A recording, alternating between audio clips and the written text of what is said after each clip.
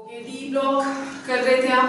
थोड़ी सी प्रॉपर्टीज रह गई हैं इसकी, almost all important ones which we have already discussed, जिसमें से हमको रीजनिंग क्वेश्चंस आते हैं ज्यादातर, and also multiple choice questions जो है they are going to come from the first half which we have done. There is one और two आप कह सकते हो कि टॉपिक्स जिसमें से we can still expect questions which we are going to do today. Okay, so we know that when we are talking of D block, तो D block में हमने उसका एटॉमिक रेडियस कैसे वेरी करता है, आयनाइजेशन एनर्जी कैसे very करती है, मेटालिक कैरेक्टर कैसे वेरी करता है, तो ये इसकी रिडक्शन पोटेंशियल कैसे वेरी करते हैं, और ऑक्सीडेशन पोटेंशियल्स कैसे करते हैं, ऑक्सीडेशन स्टेट्स कैसे वेरी करती है, ये इसकी मेन जो थी प्रॉपर्टीज थी। But there are many applications of D block which can be seen. For example, its catalytic properties. आप देखते हो कि जितने भी आपने P block में जितने भी reactions करे हैं उसमें जो catalyst use करे थे, they were all those of D block, nickel, iron, vanadium pentoxide, है ना? All these we are done. So all of them they were belonging to the D block. Now similarly we come to other properties, जैसे हम करेंगे इसमें जो ऑक्सा acids होते हैं, इसके not the oxa acids, sorry, the oxy anions and the oxides जो इसके होंगे, they are going to behave as very good oxidising agents. और दो ही आपके सिलेबस में, one is K2Cr2O7 and the other one which is KMnO4, that is going to be the last topic of this chapter which we will do tomorrow. Okay, so today we are going to do a few properties. The first one which we will do, that is color, right? Now it says that any substance that is going to be colored if it absorbs radiation, ठीक है, if it is going to absorb radiation of any specific wavelength. अब जो radiation absorb हो गई है वो वाला colour हमको नजर में नहीं आता. What are we going to see? The radiation which is emitted, right? So if in case any substance is absorbing certain amount of radiations in certain wavelengths, we are going to get colors which are not being absorbed. So जितनी भी उसने on a higher level जाते हुए energy absorb करी है, जब वो वापस lower level पे आएगा तो वो उस energy को transmit करता है in the visible region. Okay, so that is how the color, that is the D block, they are going to be colored because they have the capability to absorb color and then emit certain radiations. इसको हम लोग क्या बुलाते हैं? This is known as DD transitions. DD transitions means that in case of D block, we know there are 5 orbitals which are present and all of them they may or may not be completely filled. अगर empty orbitals इसके पास present है तो electrons they take in energy and go to the next orbital of higher energy, और उसके बाद जब वो वापस lower ground state में आएगा तो वो radiations emit करेगा. Now for any D block element to be colored, there are going to be 2 conditions which need to be fulfilled. The first one is that in case of this, there should be empty D orbitals present.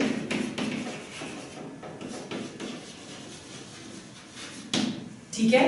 There should be empty D orbitals present. Then number 2, there should be electrons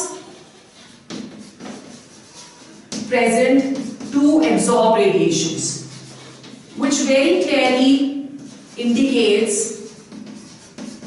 कि अगर D block हमारा completely filled है तो वो जो जितने भी elements होंगे जिनके पास D block completely filled है, they are going to be colorless.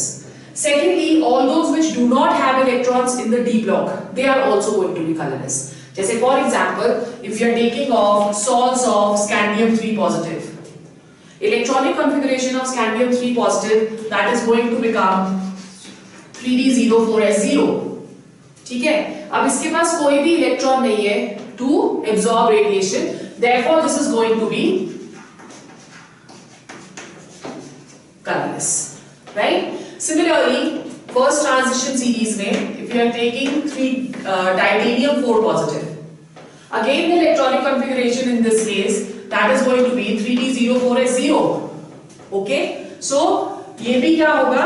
This is also going to be colorless, right? फिर उसके बाद हमारे पास आता है Cu positive. When we are looking at the electronic configuration of Cu positive, it is going to be 3d10. So आप देख रहे हो यहाँ पे D is completely filled. So the electrons they do not have any empty d orbital to jump into. So Cu positive will also be colorless. Complete अगर d होगा तब भी colorless, zero अगर d होगा तब भी colorless. ठीक है? Similarly we have zinc 2 positive. Again electronic configuration in this case is 3d10. So this is also going to be colorless. So these are certain exceptions in the first transition series which are going to be colorless. The same goes on to the other ones also. Like for example, salts of cadmium 2 positive. Cadmium is the last member of the third transition series. ठीक है? So sorry, the second transition series. तो यहाँ पे भी जो electronic configuration आएगी, that is going to be 4d10. So again, this is colorless. And similarly, we have Ag positive. Ag positive is going to be colorless. Au positive is also going to be colorless. That is because there is no excitation possible for the electrons to go to higher excitation states, right? Now over here कौन से colors हमें नजर आते हैं? How do we predict कि कोई भी एक अगर इलेक्ट्रॉन है वो किसी एक रेडिएशन को एब्जॉर्ब कर रहा है तो कलर हमें कौन सा नजर आएगा? That can be predicted on the basis of complementary color wheel. Now according to this wheel, any electron if taking in energy from a lower region, that will give us color of a higher region. ठीक है? जैसे अगर violet वो absorb कर रहा है तो violet is a lower wavelength. It is going to give us color of a higher wavelength like yellow. Now if you are looking at the visible region तो हमारे पास आ गया Vibgyor. Okay, तो जब हम complementary वो बनाते हैं color wheel, so it looks something like this, in which at this particular point that is violet which is present. तो जो opposite इसके color होगा that is going to be its complementary color, and that color that is going to be yellow, which means if the electron that has absorbed wavelength with violet, it is going to appear yellow to us. So this is the complementary color. और अगर उसने yellow की wavelength को absorb करा है तो वो हमें क्या नजर आएगा? Violet. ठीक है? Similarly जो blue होता है, blue का complementary color that is going to be orange, and green का complementary color that is going to be red. Is it clear? So this is what complementary colors are. So opposite colors they are going to be complementary, and that is what we are going to see. If it is absorbing violet, we get yellow. If it is absorbing blue, we get orange. If it is absorbing green, we are going to get red. Okay. Now we say that when we talking of Ag positive, in case of Ag positive, we already said that it is colorless.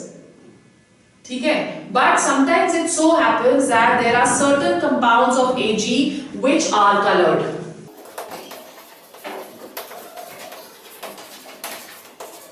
Certain compounds of Ag positive, they are colored. Now, what is going to be the reason behind this? The reason behind this is that in this case, if the you can say the ionic character is less than 20%, only then those salts they are going to be colored. ठीक है? So if the ionic character is less than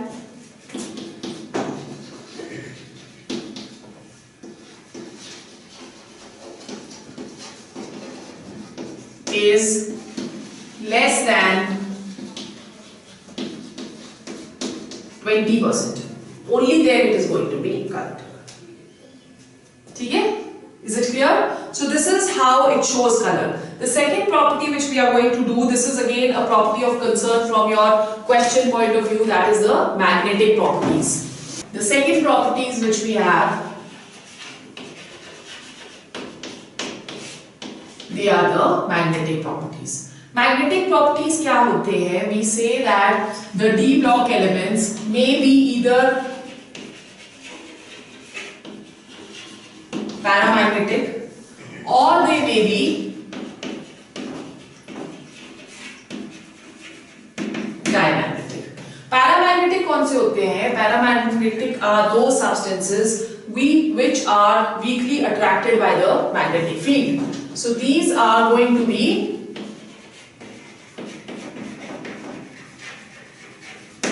weakly attracted by the magnetic field. ठीक है? और diamagnetic कौन से हुए? Diamagnetic are those which are repelled by the magnetic field. ठीक है? Now over here, why does this paramagnetic or diamagnetic character arises? Paramagnetic character that generally arises due to presence of unpaired electrons.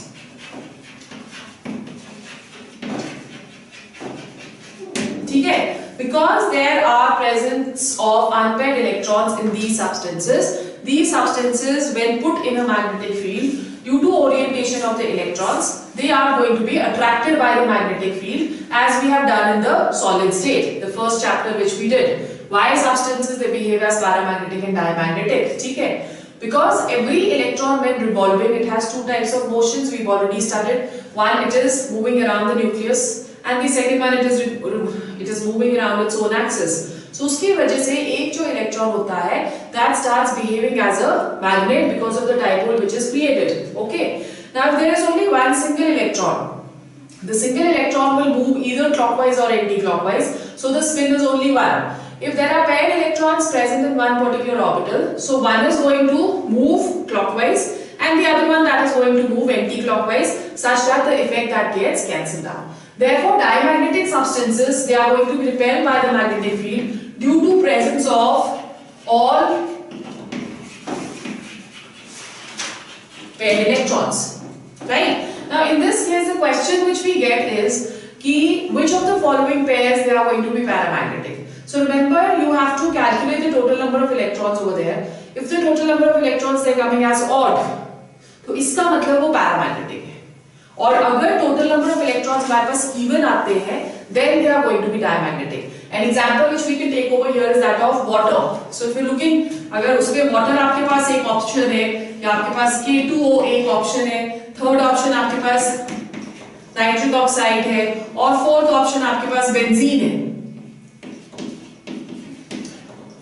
Okay, so इसमें let's calculate the number of electrons which are present. When we're talking of water over here, so 2 of hydrogen and 8, 10. ठीक है? So that means this is going to be diamagnetic because even number of electrons. When we come to K2O, so K2O में 19 2s are 38. So this is also even. This is also even. This will again become even. In this case, nitrogen has how many electrons? 7. 7. और इसके पास कितने हैं? 8. 8 and 7, that is 15. So this is going to be the paramagnetic one. Okay. When you go to benzene also, this is also even, this is also even. The total number of electrons are going to be even. Right? So amongst these four, NO having odd number of electrons, they are going to be paramagnetic in nature. Okay. Another, you can say, method by which we can calculate the paramagnetic character is by way of Bohr magnetron. Bohr magnetron जो है, that is denoted by mu m, and it can be calculated by n plus 2, where under root of n plus 2, where n that is equal to number of unpaired electrons. ठीक है? N that is going to be equal to number of unpaired electrons. Greater the number of unpaired electrons, more is going to be the paramagnetic character. So if in case we are again comparing, they have given us Fe3 positive, they have given us Cr3 positive, they have given us cobalt 3 positive, and they have given us Mn2 positive. अब इसमें वो बोल रहे हैं कि सबसे ज्यादा paramagnetic character किसका है. So we need to see कि कितने unpaired electrons are present. So Fe3 positive 26 minus 3 that is equal to 23, है ना. So मतलब दो उसमें से निकलेंगे और एक उसमें से निकलेंगे. So we have 5 unpaired electrons over here, right? In case of chromium 3 positive, one or two, only 3 unpaired electrons. ठीक है, right? In case of cobalt, 27 minus 3, 4. Unpaired तो 4 ही होंगे ना. Total number of electrons in D is going to be 6. So that means 4 unpaired electrons. And in case of Mn2 positive, 5 unpaired electrons again. है ना? So 3d5, 4s2, that is the electronic configuration of manganese. So यहाँ पे जब हम लोग paramagnetic character देखेंगे, तो we will see that this and this, both of these, they are going to be greatest. They will have the greatest paramagnetic character due to the maximum number of unpaired electrons. तो ऐसे आपको यहाँ पे तो हमारे पास एक common आ गया, उसमें आपके पास कोई भी कॉमन नहीं होगा. या आपको पेयर्स दे दिए गए होंगे, सो पेयर्स में वो पूछेंगे कि which of the following will be more paramagnetic. So more the number of unpaired electrons in the D, more is going to be the paramagnetic character. ठीक है? Now when we talking of 3 elements, like we are talking of iron, this is an important concept. We are talking of cobalt and we are talking of nickel. These 3 elements, specifically in the 3D series, they have we can say much more pronounced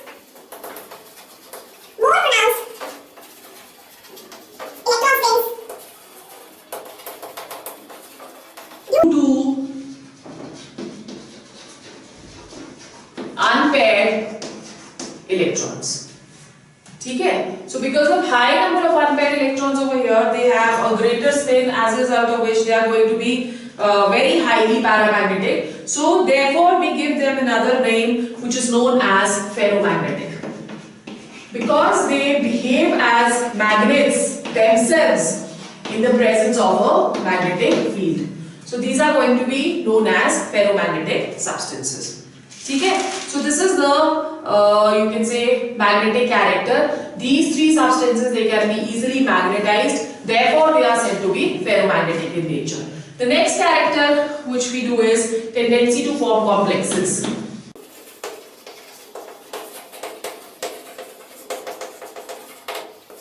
Tendency to form complexes. Now in this case, जब हम इससे next chapter पढ़ेंगे coordinate compound, we say that all the metals which form coordinate compounds, they belong to the D block, right? Now why this is happening, the reason behind this is that the D block, they have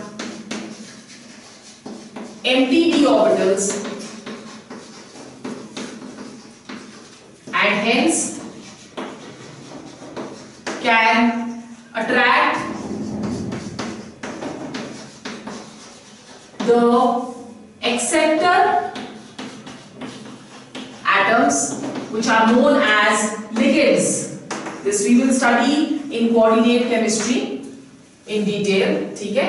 Empty d orbitals and hence they attract the acceptor atoms and therefore easily form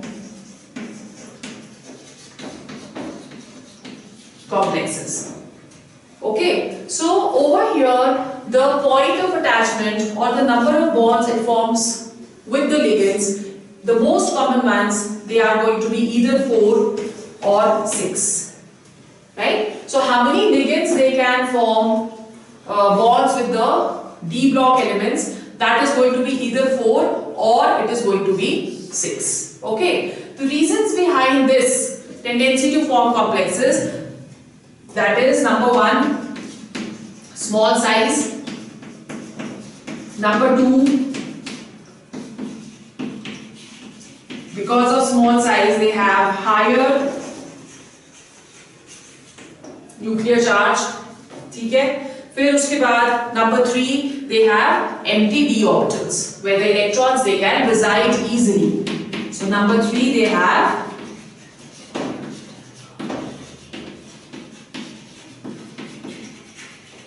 empty d orbitals. So these are the 3 reasons why D block they can easily form complexes. ठीक है? फिर उसके बाद again the D block they have a tendency to form interstitial compounds. They have a tendency to form interstitial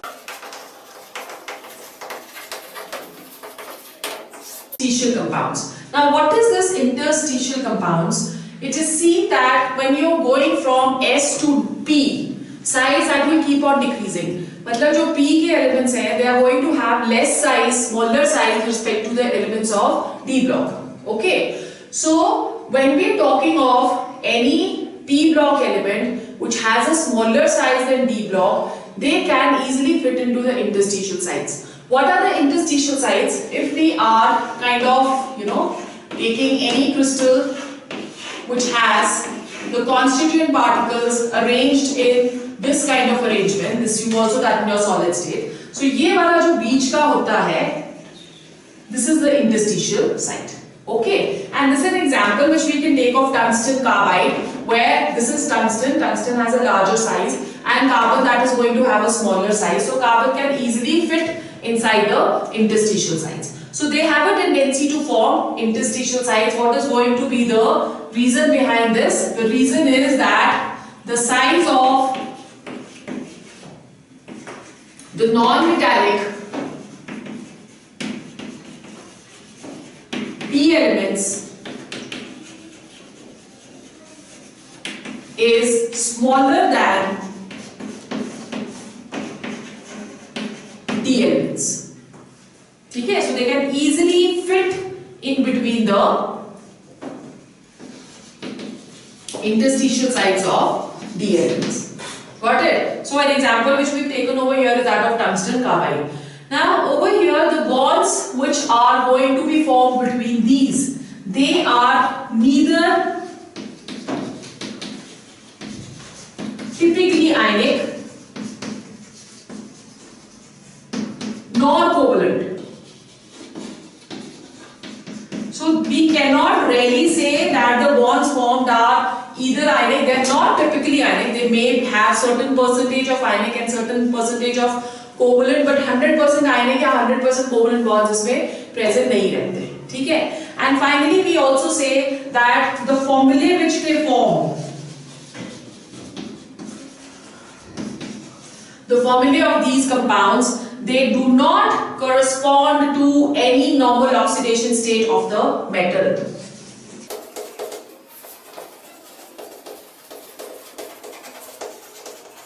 Normal oxidation state of the metal. ठीक है? Clear?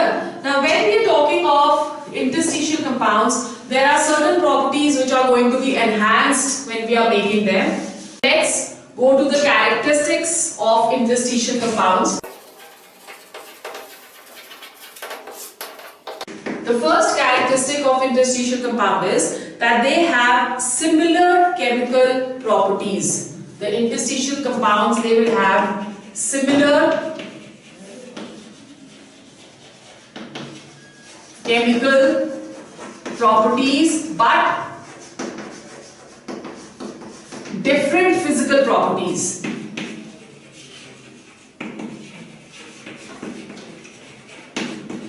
Okay? They are going to have similar chemical properties but they have different physical properties, such as density may be different, conductivity may be different, hardness may be different. So the physical properties, they will depend upon what is the non-metal which we are taking over here. Okay? Then secondly, these metals, they generally become harder because metals are soft, but they become harder on introducing or subjecting it to any non-metal which is placed in the interstitial site. For example, when we are talking of steel, so in case of steel क्या हो रहा है? Iron के अंदर we have carbon in the interstices.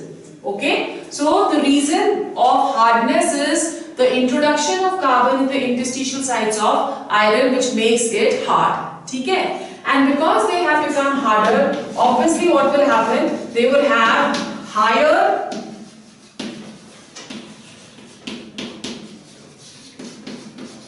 melting points. Right? So their melting points, they are going to become higher. Then the last property which we are going to discuss over here, that is the catalytic properties. Catalytic properties of D block. All the D block elements, they behave as good catalysts. The reason behind that is that the N-1 d orbital, they have empty orbitals. Subshell it has, or shell has empty orbital, as a result of which they have a tendency to form temporary bonds.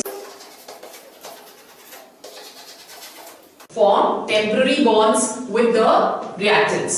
ठीक है, so वो d orbitals होते हैं, आपने already surface chemistry में भी ये पढ़ा हुआ है. तो d orbitals के पास जो empty orbitals होते हैं वो एक temporary bond formation करते हैं with the reactants, जिसकी वजह से the reactants they come closer to each other and hence the reaction that proceeds at a faster pace. There are numerous number of catalysts जो कि हम d block से use करते हैं. जैसे for example we know we use iron in the Haber's process. Then we use nickel for hydrogenation of oils. Then we are using vanadium pentoxide for the contact process. P block में आपने करा है, ठीक है. Then we are also using molybdenum as a promoter. So there are ample catalysts which can be used. Okay, and also manganese dioxide that is used to decompose potassium chlorate when we were preparing oxygen. So all these catalysts we have done. So mostly जितने भी हम लोग catalyst करते हैं, they all belong to the d block elements because of empty d orbitals which are present. Then they have another very peculiar property,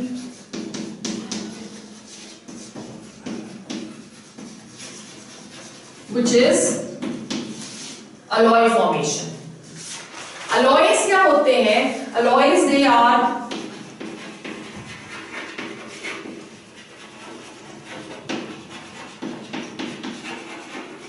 homogeneous mixtures, ठीक है, of two or more than two metals. अब वो जो metals यहाँ पे होते हैं, they generally belong to the d block. Why do d block only contain or are the major constituents of alloys? That is because of the reason that the d block elements have comparable sizes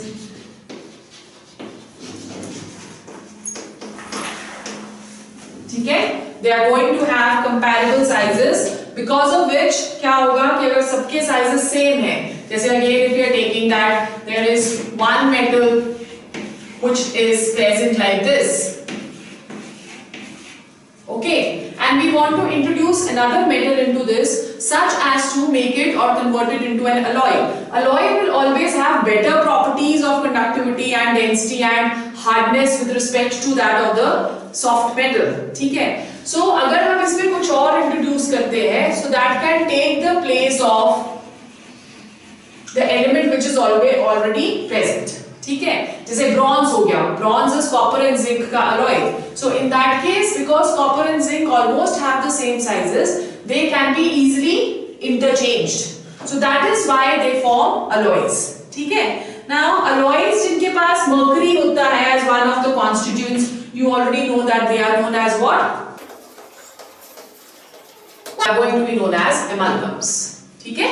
So all those which have mercury over here, they are going to be known as amalgams. So this is all what we are going to do today. Tomorrow we are going to do two important compounds of D block. One is potassium permanganate and potassium dichromate, and with that we finish D block. F block is a very small topic which we will try to finish it in one day only. And then we go on to the 9th chapter, which is polymer chemistry. ठीक है?